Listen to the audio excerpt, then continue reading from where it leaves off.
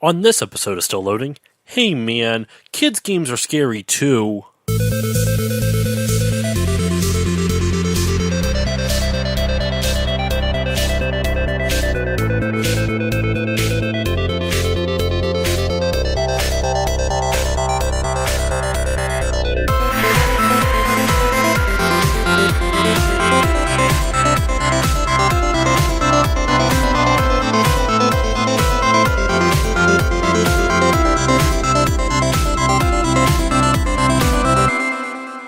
Hey guys, it's Josh, and welcome back to this new episode of Still Loading. This is the first episode outside of the 40 for 40 series, and let me tell you, it's actually been a while since I've recorded. When I recorded that last episode, that was actually almost 3 weeks ago from when I'm recording this now, which is only about 5 days out of the due date, or when this episode's airing, I should say. And if I sound a little off, I am a little under the weather. I'm recording this now because I can feel a cold coming on, and I don't think it's going to get any better as the week goes along. So I really wanted to just record this now while I had a chance to, and hopefully it actually sounds okay. My voice doesn't sound too out of whack, but I feel scratchy, and I don't like it. I don't like it! So, as you can see in the title of this episode, this week's topic is going to be on the top 10 scary moments in non-horror video games. And I chose this because it is Halloween, it's October, the month Spooktober, spooky, whatever, and shenanigans, and I wanted something kind of horror-related to be on it. And actually, there's going to be a bonus episode next week, which will be on a specific horror game, but I don't normally like horror games. That's why I chose this as my top 10 scariest moments in games, but that are not horror games. Now, this list is in no particular order. I do have a couple runner-ups that I would like to, mention, but for the most part, this list is really in no particular order. It's just, I'm going to start out with things that I thought were scary as a kid and work my way into things that are legitimately still terrifying to me to this day, or at least make me jump a little bit. You know what I'm saying? So, yeah, there's a couple that I can. I had two runner-ups originally, and now I can only think of one of them. So, hopefully, I will think of that second one before the end of this episode. Because it's not like I can edit this in later or something. No, I do this all off the cuff. But all right. So let's jump into it, right? So number 10. This is one that I remember as a kid, and admittedly, it is not scary now, but it's something that I still remember playing for the first time and being legitimately terrified of when I first played it, and that is the Armadillo fight from Donkey Kong 64.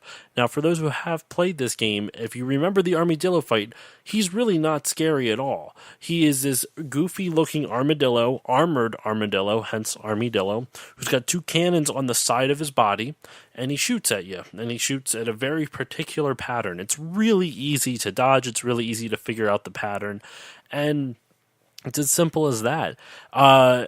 Every time he'll shoot a couple times, and it gives you, basically he'll shoot at a pattern, you dodge the fireballs, then you run up to the center and pick up a TNT barrel, throw it at him, throw it big in his old schnoz right in the nose, and you do that 3 times and you win, just like almost every old school video game.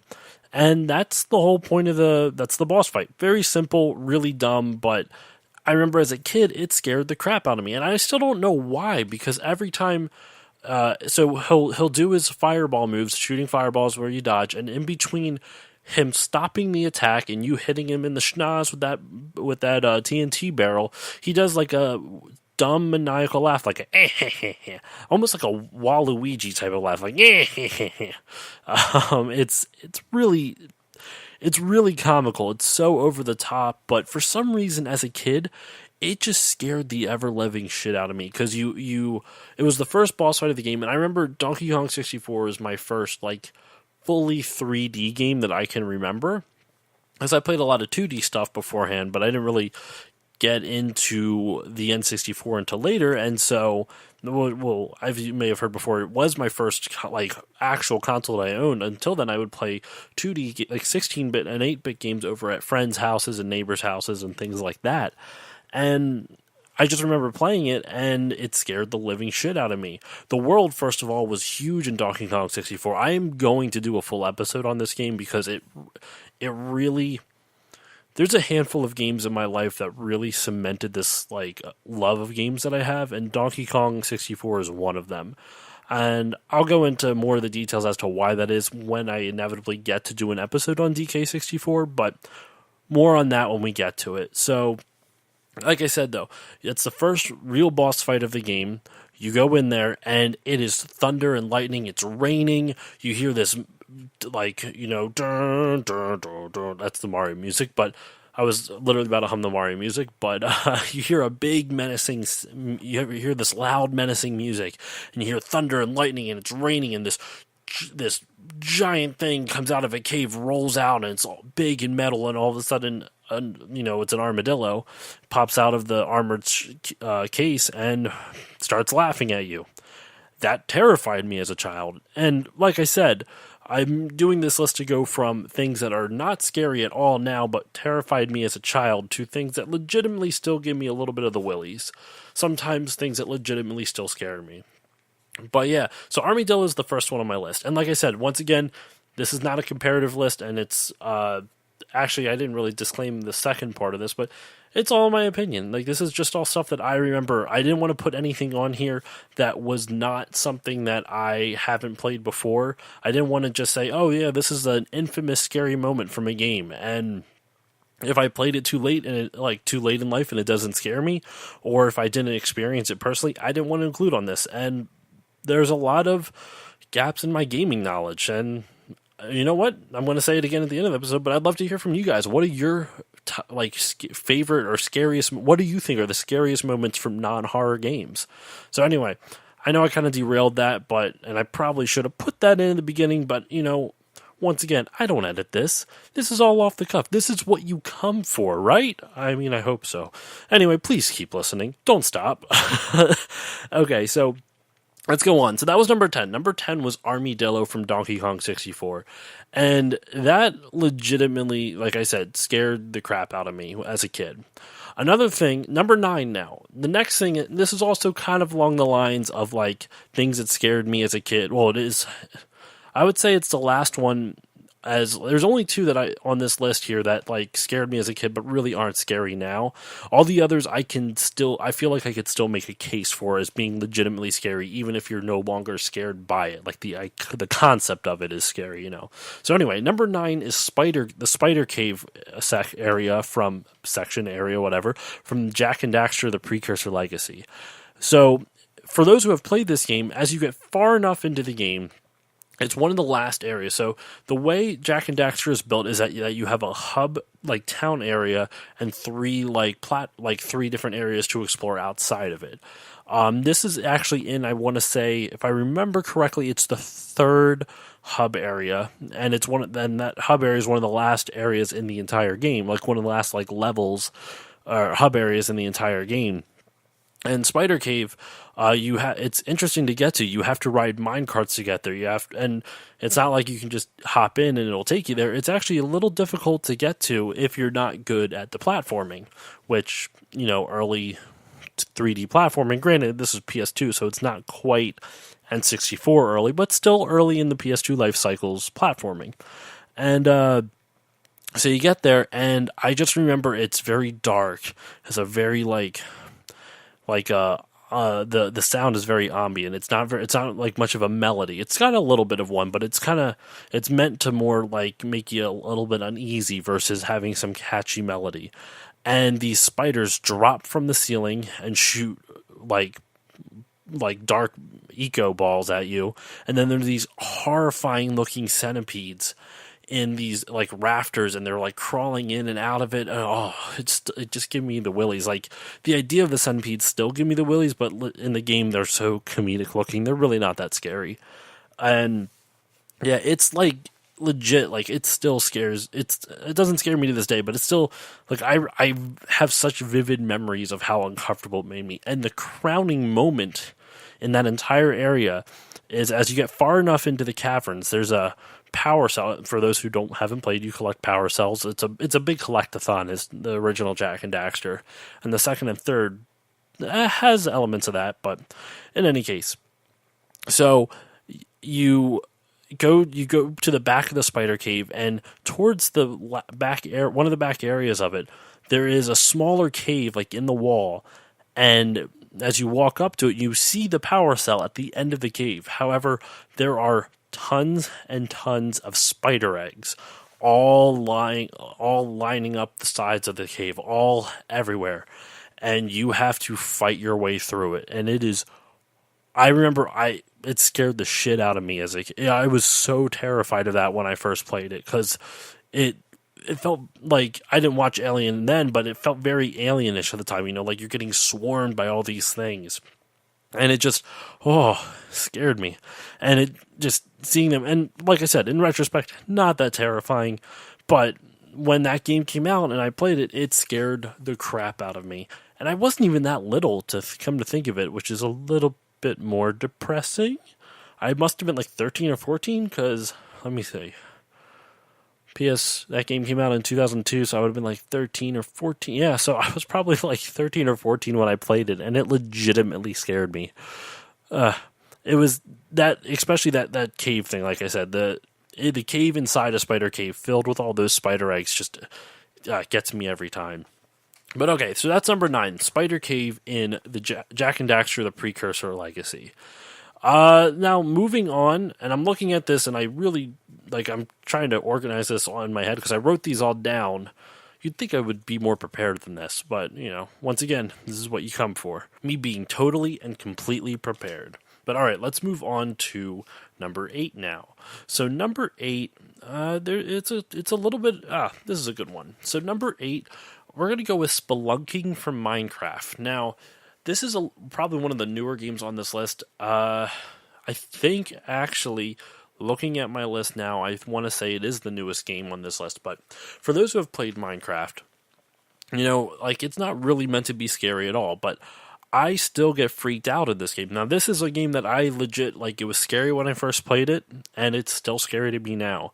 But obviously not all the time. So for any of those who know, you can play in 2 different modes. You can play in creative mode and survival mode. Creative mode, there's no hassles. It's literally just that. It's an open sandbox. You just build whatever you want, unlimited resources, you just go at it. And what's cool about the other version, though, survival, is that you have to actually survive. You have to collect all your resources. You have to keep track of your food, your health. You have to fight monsters. You have to keep up weapons and armor and crops and continue to actually survive. And it gives you a real sense of accomplishment when you're really good at that. And when you go spelunking or, cave diving, whatever you want to call it, you've run into a lot of things out there. That's one way to put it, or down there, I should say. Now, I always play with the music off because I like to either watch something or listen to music when I'm playing Minecraft. But I leave the sound effects on because I always want to be able to hear if there's something nearby me or if there's a creeper nearby. And if there's a lull in the music, it gets a little terrifying because you hear nothing and you just hear brrr off in the distance. And you don't know where it's coming from. And it gets closer to you, but you circle around and there's still nothing there. You don't see anything, but you hear it. You hear it right behind you, but you turn around and nothing's there. And it could just be on the opposite side of a block, but since there's not really sound physics in Minecraft, it sounds like it's right next to you. So the game constantly puts you on edge. And it just makes until you actually run into one, and then you panic and you might die. And then, of course, there's the classic creeper, which is completely the enemy that's completely silent until it's one square next to you. Then all of a sudden you hear a tss, and it blows up. And if you're near any of your work that you've been spending, weeks or days on, there goes a chunk of it too. So creeper, that's where the meme came from. That's a nice everything you have. It would be a shame if something happened to it. That classic meme that everyone, well, I shouldn't say everyone, but that became popular because of Minecraft. It's legitimately frustrating when shit like that happens. I will never forget this. There was a moment when I was playing where when you go cave diving, you'll periodically come across these giant underground caverns. Huge, tall things, like a couple stories high. Sometimes you can't even see if you're at the top, sometimes you can't even see the bottom of it. Or if you can, it's because there's lava down there, so it's pretty deep into the game's, pretty deep into like the earth of the game. I was at the bottom level of it, no lava nearby, but I had torches everywhere so I can see. And all of a sudden, I hear it, and I panic because that means there's a creeper nearby. Well, there was, and I couldn't do anything about it. And I'm like, I don't see where it came from. I look up, and 3 or 4 more creepers are jumping from the top of this cavern, like this giant underground canyon. They're jumping from the top of the canyon and suicide bombing me, just falling off and blowing up as they land. I was so scared. Oh my god! And they're it still scares me thinking about it. Or there was another time where I was I was exploring in a cave, and I hear it, and I book it before it can explode, make it away, and I run into a wall, turn around, and there's 3 creepers walking up on me, and I got nowhere to go. I cheated to get out of that. I paused the game and turned it on peaceful, and they just disappeared. But I'll count that as a win because I didn't lose all of my shit. Because that's insane that they could be out like nowhere and then all of a sudden right in front of you. And I didn't. There's no way I'd be able to handle 3 at the same time. I would have died. I would have absolutely died. So yeah, that is number 8 for me. Spelunking or cave diving in Minecraft. And like I said, it is surprisingly terrifying for a game that you really wouldn't expect it to be. But I still have vivid memories of first playing it, trying to build your first shelter and just hoping that nothing attacks you in the middle of the night. Or if you couldn't get any resources, I would literally create like a dirt hut. Like this little single square dirt hut that I could hide in until morning so that way the monsters wouldn't come get me.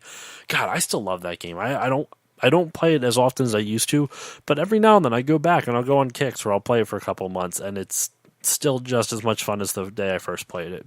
But alright, so that's number 8. So just a quick recap. Number 10 was Armadillo from Donkey Kong 64.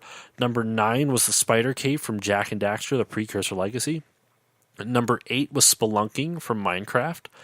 And now, number 7, we're going to go with the Monster Piano from Super Mario 64.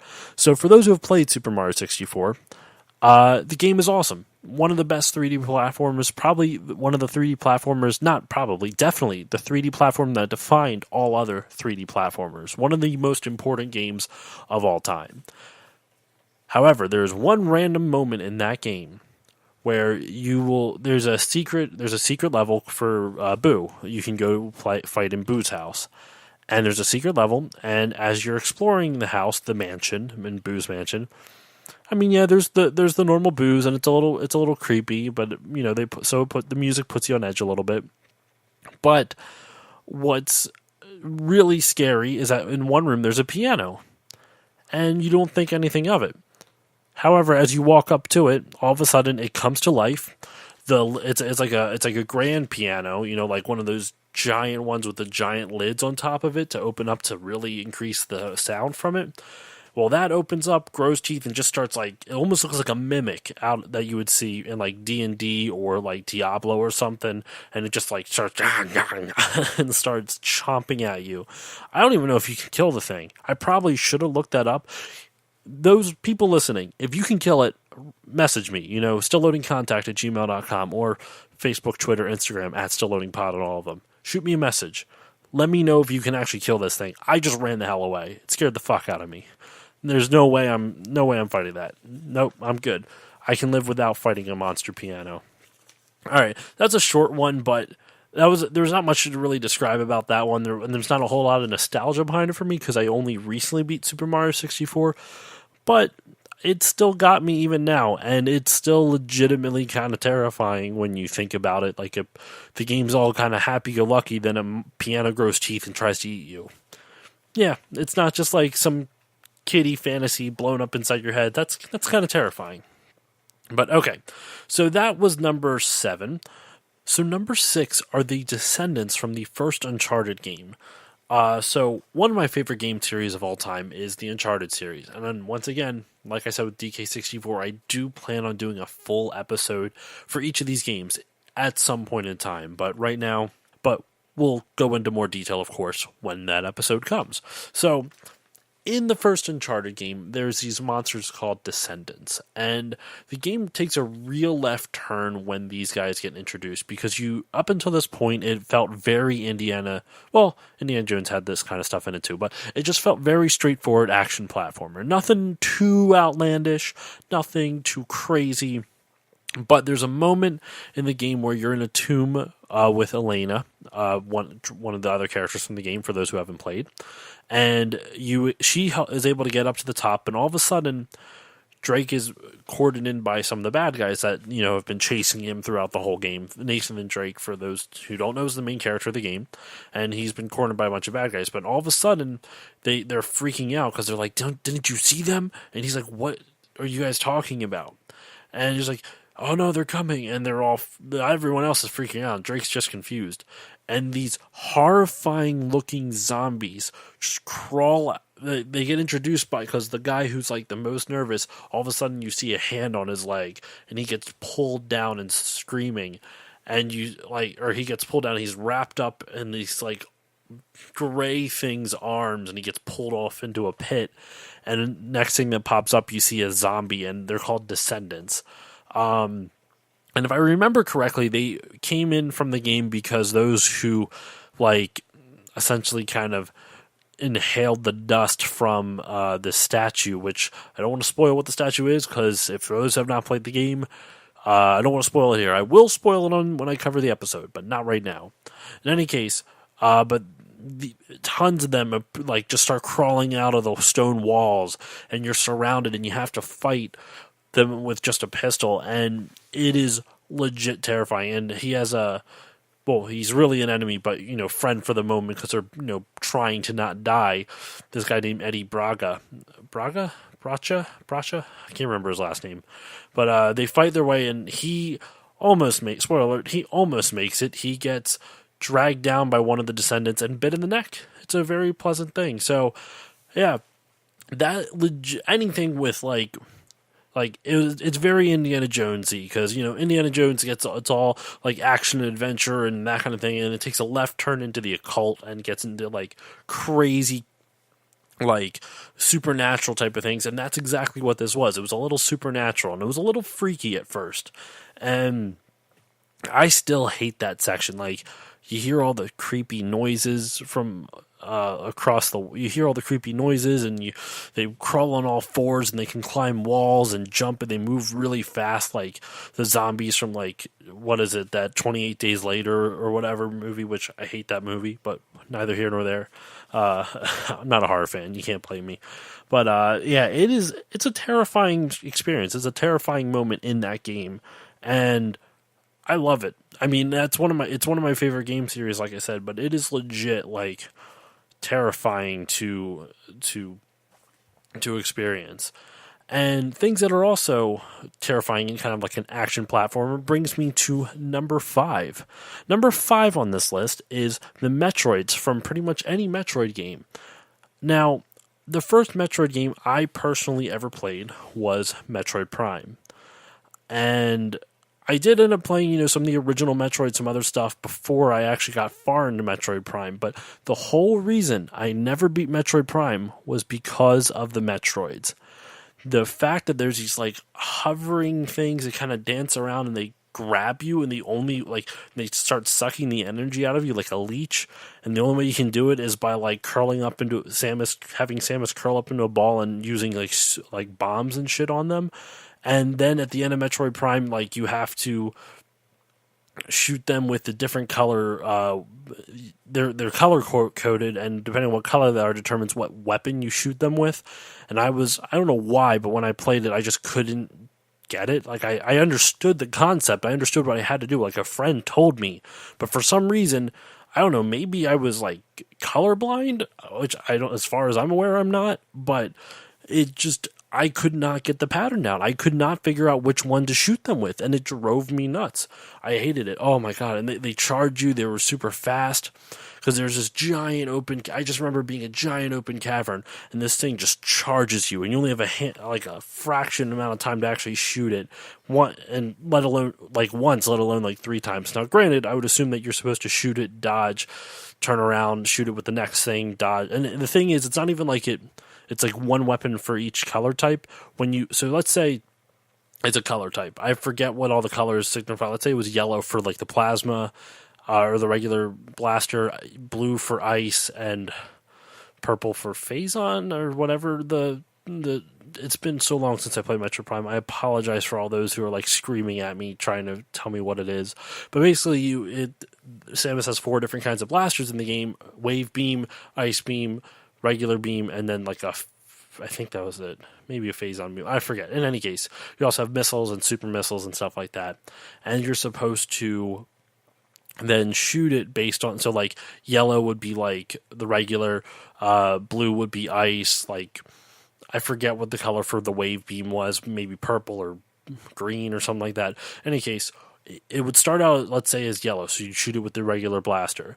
Then it would change to blue. It wouldn't be dead still. You would have to shoot it again, but with a different one. So because it kept changing colors, and there was like, I remember 3 of them at the same time on the screen, you had to consistently like dodge all 3 while remembering which color which one was. I mean, yeah, you could see it, but like when you're in the middle of the fight, you're trying to dodge the other 2 when you're trying to figure out which one to shoot. Oh my god.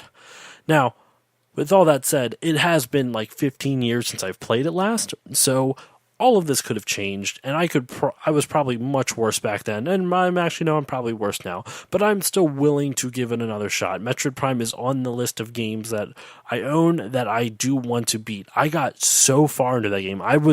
I had beaten almost every boss. I beat the what a lot of people consider the scariest fight, which I think is a space pirate.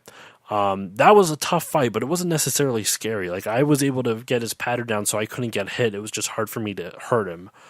But the Metroids were so hard for me to kill. I hated fighting the Metroids. And it just goes for any Metroid in any Metroid game, because they, hop on top of you and they try to suck your energy out. And it's just, I don't know, for me, any type of creature that's a parasite just freaks me the fuck out. Like, I cannot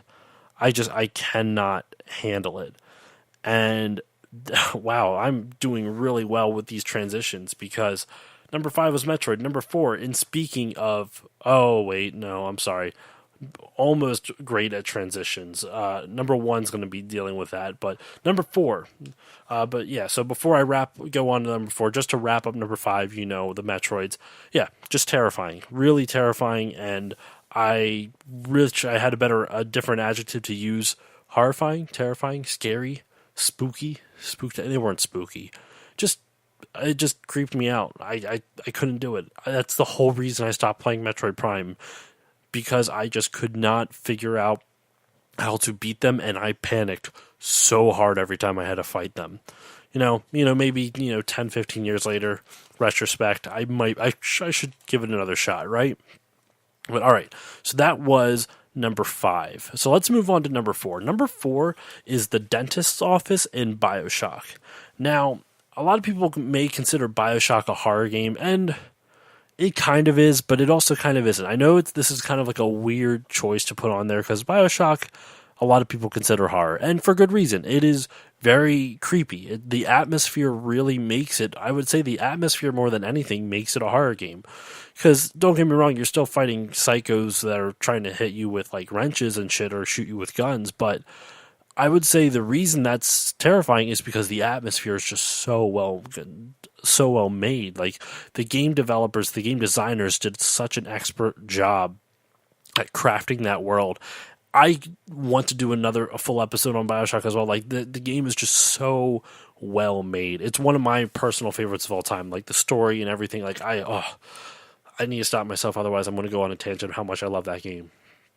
But The dentist's office, I'm thinking of one specific moment from my memory. I'm sure there's others. Let me know if you guys have a different memory of the dentist's office from BioShock for those who have played it.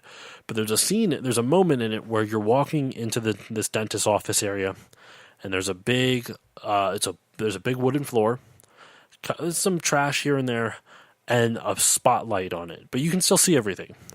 As soon as you walk into the spotlight and pick up a shotgun, that's where one of the first places you get a shotgun.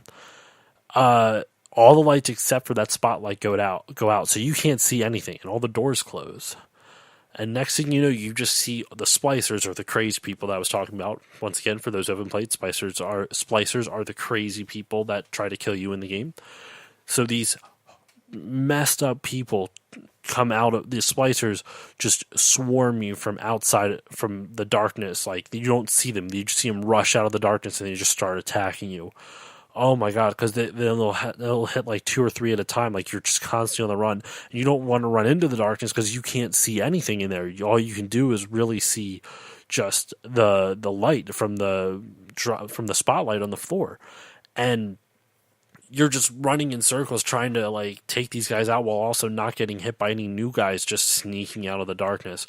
There were so many moments where I thought I would finish everything, and all of a sudden I would turn to the right or left, and all of a sudden there's a guy right there, right like mid swing, almost ready to hit me. Oh, it's just, that whole game is creepy, but that was one of the creepiest moments for me personally. There's a lot of horrific moments, I would say, in that game.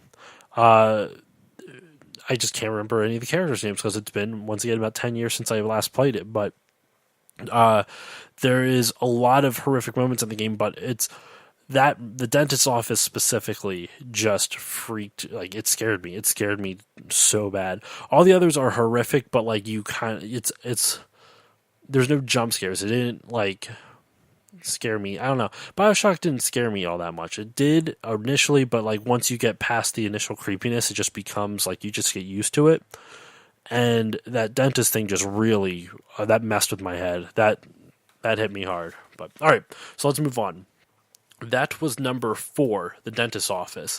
Number 3 is the Happy Mask Salesman from Majora's Mask. Now, the next two are the next one is the one after this is also Zelda, which you'll have to wait, obviously, in a little bit. But the Mask Salesman from Majora's Mask I put so high on this list, and once again, I know this is, I said before, it's no particular order. I try to kind of gauge it in my own opinion for it, but like realistically, you could swap some of these. Like you could swap this number 3 one with the number 1 one, and vice versa, and number 2 and 1 could be swapped. Hell, even the dentist's office number 4, just from last one, could be swapped with number 1. Like there's a whole bunch of them that could be swapped. So once again, I try to put this at this moment in time what my scale of this would be, but like I said, this is all subjective, and you could easily flip-flop any of these. And if you guys disagree with the order I did put these in, just let me know. I'm curious what you guys would think. What was more scary for you? This is all just based on like where I was at what I remember when I was playing them. But anyway, so like I said, number 3 is the Happy Mask Salesman, and from Majora's Mask, Legend of Zelda Majora's Mask. And this game is filled with creepy moments. I would say it's one of the darkest Zelda games ever made, and it's one of also the best Zelda games ever made.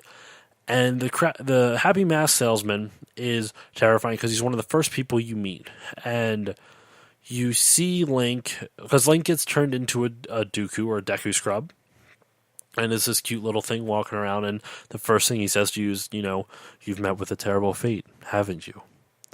And it always, that line, I mean, it's always on memes, and it's always, you see it online all the time, but it really, like, it sets the tone of the entire game. That guy, the Mask Salesman, sets the tone of the entire game. Now, don't get me wrong, it's creepy to start out with what happens to Link, how he gets turned into a Deku Scrub or a Dooku Scrub, or however you want to pronounce it. But, like, the first reaction you see to it from someone else in the game besides the villain who does it, who turns Link into that, is just it sets the tone. It sets how the whole world interacts with you. And that's why I think it stuck out with me so long. He's got a terrifying expression. He's just very creepy. You're very unsettled every time you interact with him. And so when he shows you how to he kind of like saves you a little bit and helps you not, turn back into regular Link, and then you're able to, use the mask to turn back into the Dooku Scrub, take the mask off, and you turn back into regular Link. As for those who don't know, the game works on a day cycle where there's 3 days for you to beat the game, but you can rewind time and redo everything over and over and over again. So on the end of the first day, before you know that you can rewind time and all this other stuff, you when you try to get back, when you try to bring the mask, because the mask salesman just wants you to get Majora's mask back for him. It was stolen by the villain of the game, Skull Kid. And when you tell him for the first time that you haven't been able to get it back, he loses his shit. He shakes Link violently. He looks like the eyes roll into the back of his head. It's just such a weird level of like terrifying that just I can't describe it, man. It is so, it scared the crap out of me when I was young, and it to this day it still makes me uncomfortable. Like just the idea of what he wants and like how he goes about it creeps me out. The Happy Mask Salesman, just you can't. He's scary. I no way around it. He is a scary motherfucker. But all right, so number 2 for me is another Zelda one, and a lot of people would probably go for, I think they're the Dead Hands from Ocarina of Time, but that's specific to Ocarina of Time. I'm going for all of the Zelda games, and for me it's the Wall Masters. Now for those who don't remember what they are, the Wall Masters are the hands that fall from the ceiling and grab Link and throw him out of the dungeon. Now, realistically, they don't normally kill you. I mean, I don't even remember if they do. Some of them do damage, if I remember correctly, like little bits a bit. Nothing that would hurt unless you're low in health to begin with. But the first time I ever experienced them was in Ocarina of Time, and they appear in every Zelda game, even the first ones. And it's just a scary, scary thing, because if you stand in one place for too long, you all of a sudden you see a shadow start growing underneath Link's feet, and it follows him. It's this unearthly shadow, and you hear like a oh, and it just kind of, that's not a good sound impression of it at all now that I think about it. But it's this like unearthly shadow that just gets increasingly bigger, and this creepy sound happens. And if you're not moving as it's you better be moving when it's growing underneath you, because like I said, it does follow you until the hand is ready to fall, and then it stops following you. So unless you're moving, it will grab you, and it drops from the ceiling and pulls you up out of the dungeon, and you have to start all the way over. And just the first time I experienced it, I was also very little. I was probably like maybe 11 or 12 when I played it, and those Wall Masters, they scare me. That's a legitimately, like, you maybe in like retrospect the idea of them aren't that scary, but the way they appear to you will always be scary to me. The fact that there's this ever present shadow that just keeps growing underneath you, it creeps me out so much to this day. I can't even describe it, man. It just and the fact that like they're in every single one, even the original one, that's why I put it above the Happy Mask Salesman. That's why I also put it over the Dead Hands, because those only appear in Ocarina of Time. These appear in every single game. But all right, so let's move on and now to the number 1. And before I do that, let me talk about the 2 runner-ups. I actually remembered my other runner-up that I mentioned before, so I was pretty happy about that. So the 2 runner-ups, now these I didn't want to include on the list because they were just so insignificant and like silly, but I shouldn't say silly, but like they weren't quite scary enough even for me at the time. And the first one of that was there's a hallway. I don't want to call it. It's seen as not the right term, but in Final Fantasy VII, this is from Final Fantasy VII, and on disc 1, pretty early into the game, the Cloud's team and his whole group gets captured by Shinra, the evil corporation of that specific game. And they wake up in their cells only to see that Cloud wakes up in a cell only to see that the doors open and there's trails of blood all throughout the hallway, and you have no idea why they're there. and he steadily goes about waking up all of his friends, so that way you have people to help you fight the enemies that are coming up further, or coming up ahead, and you don't really know what's going on. There's a very creepy music that's played. Like some of the like Final Fantasy VII has some of the best music in any game I've ever played, and that music fit that scene perfectly. I'm not even going to try to create it, recreate it. I mean, I'm not going to try to sing it, but you travel down the hallway, and there's, like I said, there's blood all over the halls, and you walk through a laboratory, and you have to fight this guy's. Now, these aren't what has done all the killing. You find out later, but you walk through this blood, like there's blood all over the place, and you have to fight these experiments, only to get up to the top of. You follow the blood trail long enough, and you end up at the top of Shinra HQ. And you find out it's Sephiroth. And for those, if you're listening to this podcast, you don't know who Sephiroth is, I don't know what to tell you. Go play Final Fantasy VII. But for those who do know, it's Sephiroth. You find out Sephiroth. How do you pronounce it? I don't know. Sephiroth is the one who did all this, and that's like the defining. It's like the not quite the inciting incident for the entire story, but it like really sets the character's journey in motion for the rest of the game. So that was my first runner-up. It's a good one, but like I said, it didn't really scare me a lot as a kid. I think the idea of it's a little scary. You wake up, your cell's open, and blood-covered hallways. That's terrifying. But in Final Fantasy VII graphics and the fact that it never really scared me it was more intriguing to me versus scary. That's why I didn't put on the list. And the other runner-up was actually the castle from Super Mario 64. For some reason, that always scared me as a kid. Like, the first time I played it was before I owned an N64. It was over at a friend's house. And you walk in and just, like, you hear Bowser's creepy laugh. You're, like, walking in and out of paintings. And it just, for some reason, it freaked me out. Now, obviously, you can see why I didn't put it on the list, because... What? Really? The castle of all things in that game? Yeah, I don't know what it was. It irked me. It freaked me out. So I didn't think it deserved a mention on this list. Plus, the piano from that I mentioned before was clearly much scarier. So, all right, now let's move on to number one. And number one is The Flood from Halo.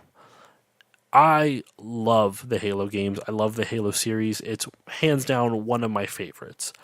And The Flood, I remember when I first started playing Halo, I actually was upset it was in there because I was afraid of them. And I remember being like, I love this game so much, but like these Flood things just scare me so bad. And for those who have not played it, The Flood Halo's a first-person shooter.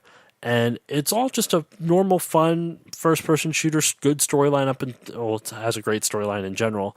And you get to this one section, and the Master Chief, the main character, comes across a group of dead soldiers. He takes like the chip out of one of their helmets and looks at the recording they had of the events leading up to where he was at right there. And you see them, on approach to this area. They go through this old like temple built by the Forerunners. I think that was the name from. It's been so long since my Halo Lord's a little bit rusty, but they go through this temple, and then all of a sudden you see people start screaming. There's these tiny little things jumping on the soldiers and like just like ripping them to shreds, and it's just this horrifying. Like it almost looks like they look like ticks with like 2 foot high ticks.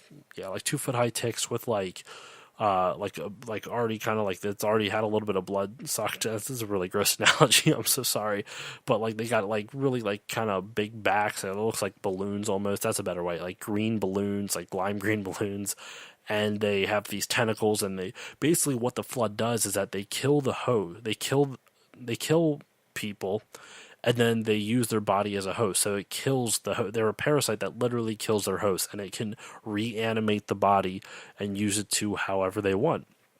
And you see like different stages as the game goes along of people just like these humans that were humans at one point in time, but now they're completely taken over by this parasite. Because like its little tentacles like grow and use outside, like crawl through your veins and just, it always irked, like creeped me out so bad. And it got worse in Halo 2 when the graphics improved, and if you like shot, well, it's an M-rated game, of course, so you could actually like, it was pretty violent. If you shot off a guy who was, or a Flood's arm, a soldier, like a Marine that was like infested with the Flood, dead and taken over, you would actually see the tentacle out of like the arm, out of like the shoulder socket, and just, oh my gosh, and like the cutscene leading up to the Flood and your first experience with it, because when you first see it in the first Halo game, besides the recording, which is something straight out of a horror movie, you're walking up to a door, and this like door automatically open. Actually, sorry, it bursts open. It gets blown open,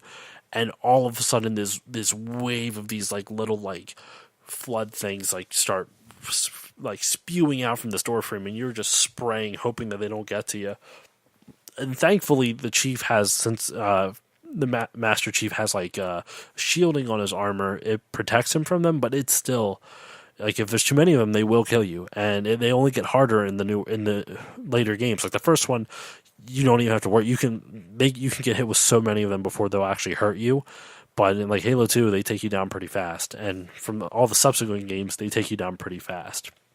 But so anyway, thank you all for listening. That was my top 10 scariest moments in non-horror games. Once again, this is not any type of definitive list. This is just things based off of my experience, and I hope you enjoyed me rambling about it. I hope you liked what I picked. What are your guys' top 10s? Like seriously, let me know, because I was asking some friends of mine, and some of them were from games that I personally did not play, so I did not want to include them on the list. Some of them were from games that I did play, but I just played them too old, so they didn't really scare me that much. There were some moments a friend of mine was suggesting in the first Metal Gear Solid. I loved the first Metal Gear Solid, but nothing really scared me in that game. Nothing really was like horrifying in it, but I could see, if you grew up playing it, there's probably some pretty scary moments out of that. So, in any case, so let me know. Message me on Facebook, Twitter, Instagram, @StillLoadingPod of all of them. You can also reach out to me, stillloadingcontact@gmail.com. I also, don't forget, have a website, stillloadingpodcast.com. You can reach out to me there. I still haven't posted any blogs yet. I really need to get on that. I do plan on writing some blogs and, getting content there on a weekly basis, at least, other than just the podcast. So at least that always goes up on the website. That's a nice place where you can see there's a player with a list of all the different episodes on it, so it's easy to get to. So once again, stillloadingpodcast.com. And that pretty much wraps it all up for me. Some quick shout-outs. Shout-outs to The Apex and the Abyss. My friend Erica, that's my friend Erica's podcast. It's an amazing true crime podcast. I'm just trying to promote my own show still. No, The Apex and the Abyss is an amazing true crime podcast. I definitely suggest listening to it.